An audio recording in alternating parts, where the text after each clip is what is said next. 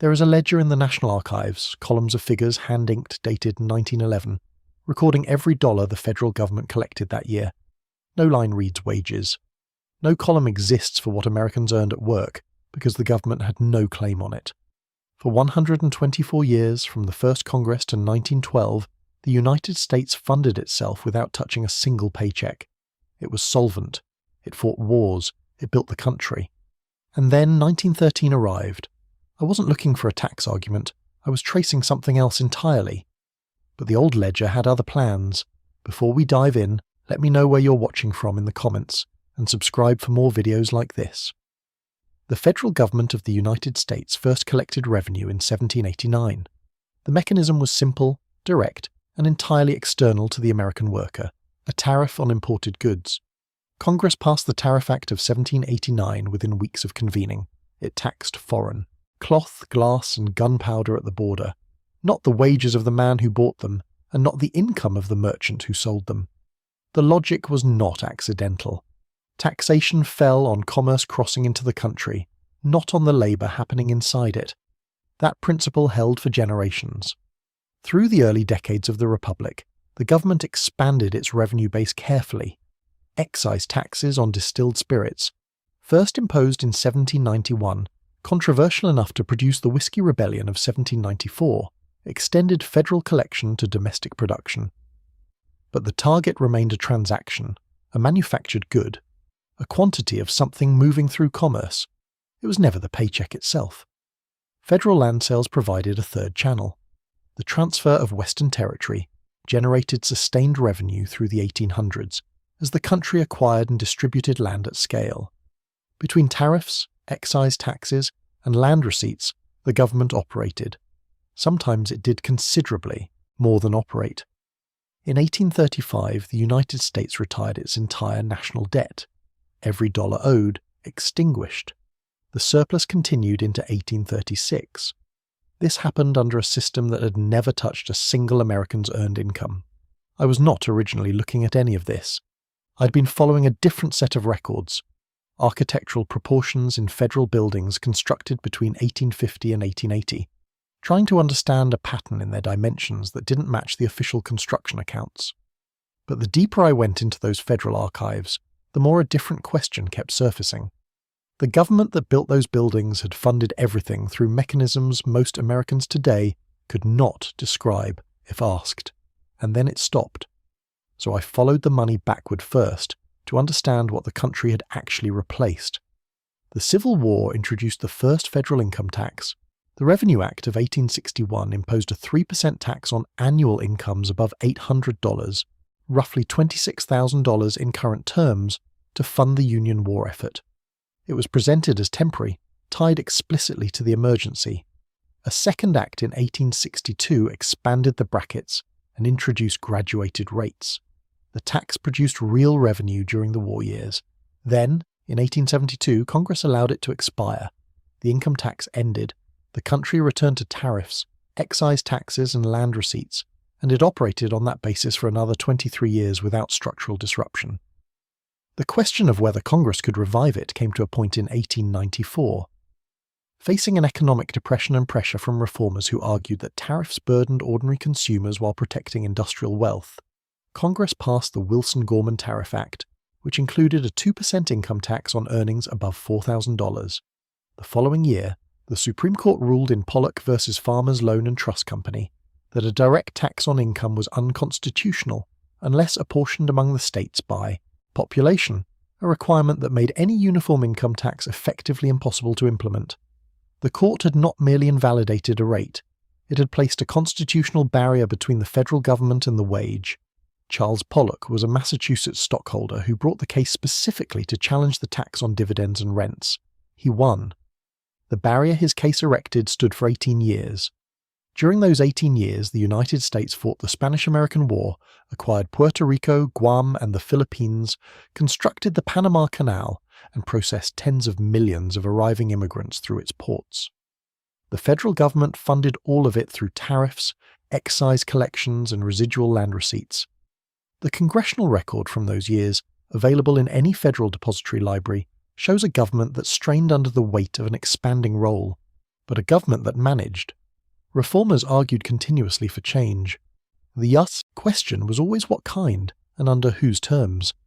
In 1909, Congress proposed what would become the 16th Amendment, a constitutional revision that would remove the apportionment requirement and permit a direct federal tax on income from any source. The proposal went to the states for ratification. It would require 4 years.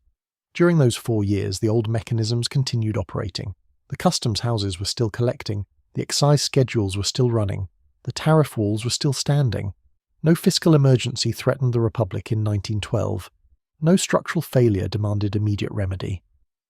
The system that had funded the country since 1789 was intact, functioning and producing revenue. Before what exactly was any of this a problem? That is the question the standard account never quite answers. The pressure for change was real. The inequality of the tariff system was real. The inadequacy of existing revenue for an expanding state was real. But the urgency, the specific convergence of events that produced 2 permanent structural changes in a single calendar year, requires a closer look at 1913 than most textbooks provide. The 16th Amendment was ratified on February 3, 1913. The text is 29 words long. Congress shall have power to lay and collect taxes on incomes from whatever source derived, without apportionment among the several states, and without regard to any census or enumeration. 29 words that dissolved the constitutional wall the Supreme Court had built in 1895. The amendment specified no rate. It defined no limit. It used the word whatever and stopped there. 10 months later, on December 23, 1913, President Wilson signed the Federal Reserve Act into law. 2 structural changes, 1 calendar year, the income tax in February, the central bank in December.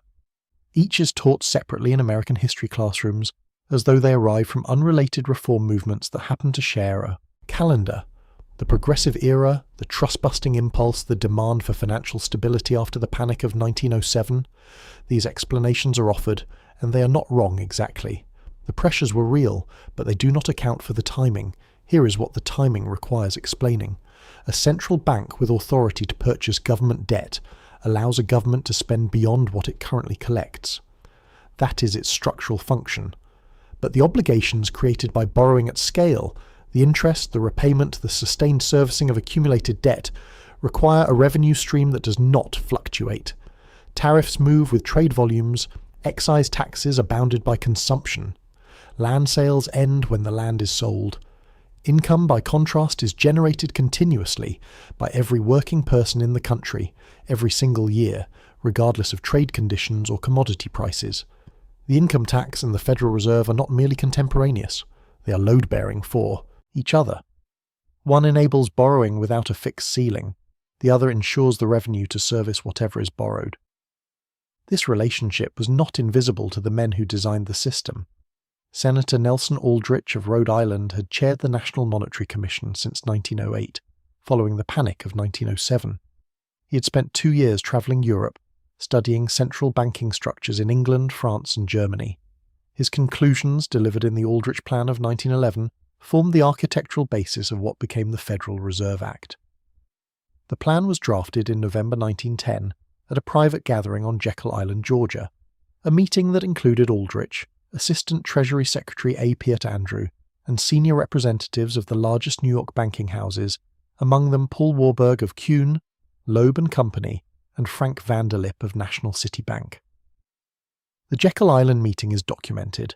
Participants described it in writing, some within years, others in memoirs published decades later. Frank Vanderlip wrote about it explicitly in the Saturday Evening Post in 1935. The men who designed the Federal Reserve System did so privately, and the design they produced arrived in Congress largely intact 3 years afterward. The original income tax rates were, on their face, narrow. The Revenue Act of 1913 imposed a 1% tax on net personal income above $3,000, approximately $90,000 in current purchasing terms. The top marginal rate reached 7% on income above $500,000. In 1913, fewer than 1% of Americans earned enough to owe $1. This is the detail that tends to quiet concern. How dangerous could a tax be when almost no one paid it? Reasonable, except for one detail. An amendment does not expire. The rates written into the Revenue Act of 1913 were legislation, changeable by any subsequent Congress. The authority granted by the 16th Amendment was constitutional, permanent, and explicitly unlimited. What? The senators who opposed ratification had argued in 1909 that the word whatever contained no internal constraint was not a theoretical concern. It was a precise description of what had been created. The initial bracket was irrelevant to the scope of the permission. 3 years later, in 1916, Congress passed the Revenue Act of that year, which introduced the federal estate tax. The rate began at 1% on estates above $50,000 and rose to 10% on estates above $5 million. For the first time, the federal government held a claim not only on what an American earned during their lifetime, but on what they intended to leave behind. The accumulated wealth of a family farm, a regional trade, a generation of careful saving, all of it now subject to federal assessment at the moment of death and transfer. Consider Josephine Roche, born in 1886 in Nebraska, who entered the workforce in the 1910s and spent her career navigating the new tax architecture from its earliest years. She was 26 when the amendment was ratified, old enough to have understood a world without it, young enough to spend her entire working life inside the system that replaced it. She kept records. She watched the rates move. What began at 1% did not remain there. Income tax 1913, central bank 1913, estate tax 1916. The sequence had a shape now, and its outline was visible before the decade ended. What the sequence reveals is not any single law but the architecture the laws form together. Under the old system, the federal government taxed things: goods crossing a border, whiskey leaving a still, land changing hands.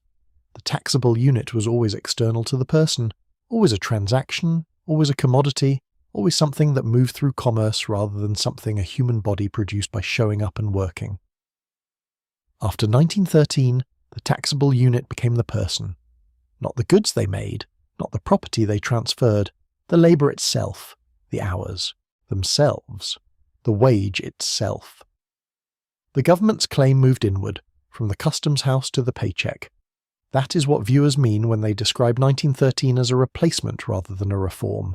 3 years. Income tax 1913, central bank 1913, estate tax 1916. The architecture of the new fiscal system was structurally complete before the decade ended. Each element had arrived with its justification. Each justification described a temporary measure or a limited reach. None of them expired. Consider what Josephine Roche, born in Nebraska in 1886, would have understood about this shift as she aged through it. In 1912, she was 25 years old and the federal government held no claim on her earnings. In 1913, it did, at 1%, on income above $3,000, so she may not have owed $1 that first year. But the permission existed now, written into the Constitution itself. In 1916, the estate tax arrived, extending the government's reach to the wealth she might leave behind. In 1943, when she was 56, her paycheck was docked before she ever held it. She lived until 1976. She spent 63 years of her working life inside the new architecture, watching each expansion arrive with its justification, each rate increase normalized by the crisis that preceded it, each mechanism made ordinary by the one that had come before. Her grandchildren had no memory of any alternative. The congressional debates from 1909 to 1913 are preserved in their entirety. The senators who argued against ratification, men like Norris Brown of Nebraska and George Sutherland of Utah, both of whom made their objections on constitutional rather than political grounds, are still readable in the Congressional record, available at any federal depository library. Their argument was consistent and precise, that, from whatever source derived, contained no internal limit, that the initial rate was entirely irrelevant to the scope of the authority granted, and that what was being created was not a graduated tax but a permanent federal claim on the labour of every working American. They were overruled. Their arguments were not erased. They simply stopped being assigned in classrooms. The customs clerk who spent his career recording tariff receipts retired sometime in the late 1910s or early 1920s.